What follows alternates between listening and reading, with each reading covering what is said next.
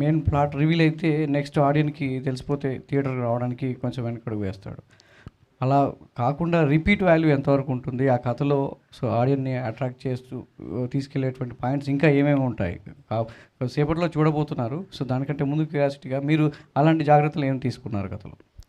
Sure అండి. ఇప్పుడు first ఏంటంటే దీనికి ఉన్న మేజర్ అసెట్ ప్రెడిక్టబిలిటీ ఉండదు సార్. ఖచ్చితంగా ప్రెడిక్ట్ చేయలేము సినిమాను. ప్లస్ ఈ సినిమాలో ఒక బ్యూటీ ఉంటుంది. ఇది ఎందుకంటే ఫస్ట్ టైం చూసినప్పుడు మీకు ఒక రకమైన ఫీలింగ్ని ఇస్తుంది. ఇదే మూవీ మీరు సెకండ్ టైం చూసినప్పుడు కంప్లీట్గా ఇంకో రకమైన ఫీలింగ్ ఇస్తుంది. అది మాత్రం చాలా ఖచ్చితంగా నేను చెప్పగలను. ఇంకా అదే మీరు అన్నట్లు ఏదైనా ఓపెన్ అవుతే ఏమవుతుంది ఏంటన్నది, అలాంటి సిచ్యువేషన్స్ కానీ అలాంటి డ్రైవే ఉండదు. మీకు కంప్లీట్గా ఒక అంటే మనకు తెలియని ఒక కొత్త ప్రపంచం క్రియేట్ అవుతుంది. దాన్ని ఎంజాయ్ చేస్తూ వెళ్తూ ఉంటాం అనమాట. బట్ దీనికి ఉన్నది ఇప్పుడు నేను ఫస్ట్ చెప్పాను కదా, మీరు ఫస్ట్ టైం చూడండి, ఇదే సినిమాని సెకండ్ టైం మళ్ళీ చూడండి, మీరు కంప్లీట్గా కొత్త ఫీలింగ్తో చూస్తారు సినిమా సెకండ్ టైం చూసినప్పుడు. అది దీనికి ఉన్నటువంటి ఒక యూనిక్ థింగ్ అన్నమాట. సార్ డైరెక్టర్ గారు, మీ ట్రైలర్ చూసినారు, చాలా బాగుంది. ట్రైలర్ కూడా టాప్ నాచ్ టెక్నీషియన్స్ వర్క్ చేశారు. సినిమా కూడా అదే టోన్లో చాలా బాగుంది.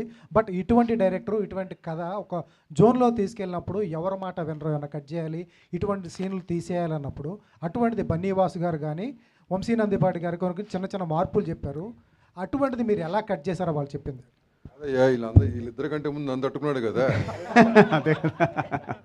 నన్ను తట్టుకున్నాక వీళ్ళిద్దరిని తట్టుకోవడం పెద్ద విషయం కాదు. సార్ వాసు గారు లేదు సార్, అది సార్ ఇక్కడ కట్ చేయడము యాడ్ చేయడం అన్నది ఏం లేదు సార్. ఇప్పుడు ఎందుకంటే యాజ్ ఎ డైరెక్టర్గా మనం ఒక ఫిల్మ్ చేసేప్పుడు మనం ఒక విజన్తో సినిమాని చేసుకుంటూ వెళ్తాం సార్. ఆ చేసుకుంటూ వెళ్ళేటప్పుడు ఫిల్మ్ అంతా మనకున్నటువంటి ఒక దీని ప్రకారం ఫిల్మ్ తయారవుతుంది. ఖచ్చితంగా దాన్ని ఫ్రెష్ మైండ్తో బయట నుండి వచ్చి చూసిన వాళ్ళకు సార్, యాజ్ అన్ ఆడియన్స్ అంటే వీళ్ళు కూడా యాజ్ ఎ డిస్ట్రిబ్యూటర్స్ లాగానో, యాజ్ అన్ మన ఏమంటారు ఒక ప్రొడ్యూసర్స్ లాగానో వాళ్ళు చూడరు. ఎవరైనా కావచ్చు. నేను డైరెక్టర్నైనా నేను ఒక ఫిల్మ్ చూసేటప్పుడు నేను డైరెక్టర్ అన్నది మర్చిపోతాను. నేను ఫ్రెష్గా ఒక ఆడియన్స్ లాగే మనం సినిమాని చూస్తాం. అప్పుడు చూసినప్పుడు ఏంటంటే ఆ డ్రైవ్లో ఎక్కడైనా మనకు అనిపించినది ఏంటి అన్నది. ఎందుకంటే మేము ఒక 1 year 1.5 year ఒక విపరీతంగా ఇష్టపడ్డ తర్వాత స్క్రిప్ట్ను ఒక ఫ్లోలో ఉంటామన్నమాట.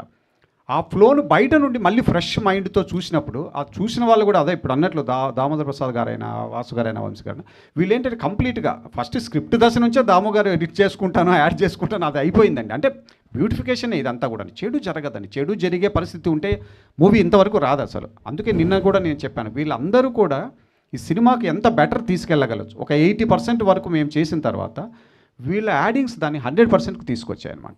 డెఫినెట్గా అవి మాత్రం చాలా మంచి రిజల్ట్ ఇచ్చాయి. వాసు గారు ఒక్క నిమిషం అండి, మీకు క్లియర్ ఆన్సర్ ఏంటంటే డెఫినెట్గా చేంజెస్ కానీ స్క్రిప్ట్లో ఎడిట్లో కానీ అడుగుతాం. ప్రొడ్యూసర్ బాధ్యత అది. అంటే ఎందుకంటే ఫైనల్లీ ప్రొడ్యూసర్ అనేవాడు ఈ సినిమాని జనాల్లోకి తీసుకెళ్ళి డబ్బులని అతను ఉన్నాయి కాబట్టి అతనుకున్న డౌట్లు అడుగుతుందో 100% అడగాలి కూడా.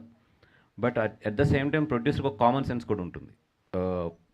Cinema director point of view always. So మనకి ఏదైనా బెటర్ అనిపిస్తే చెప్పడం, అది డైరెక్టర్ పాయింట్ ఆఫ్ వ్యూలో అది సెట్ అవుతుందో లేదో చూసుకోవడం, సెట్ అవ్వనప్పుడు మనం వెనక్కి తగ్గుతాం. ఆ కామన్ సెన్స్ నాకు తెలిసి డెఫినెట్గా నాకు ఇంకా పోలేదు.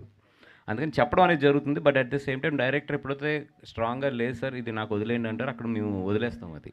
అది తప్పని తెలుస్తున్నా కూడా వదిలేసిన సందర్భాలు చాలా ఉన్నాయి. సార్ ఇక్కడ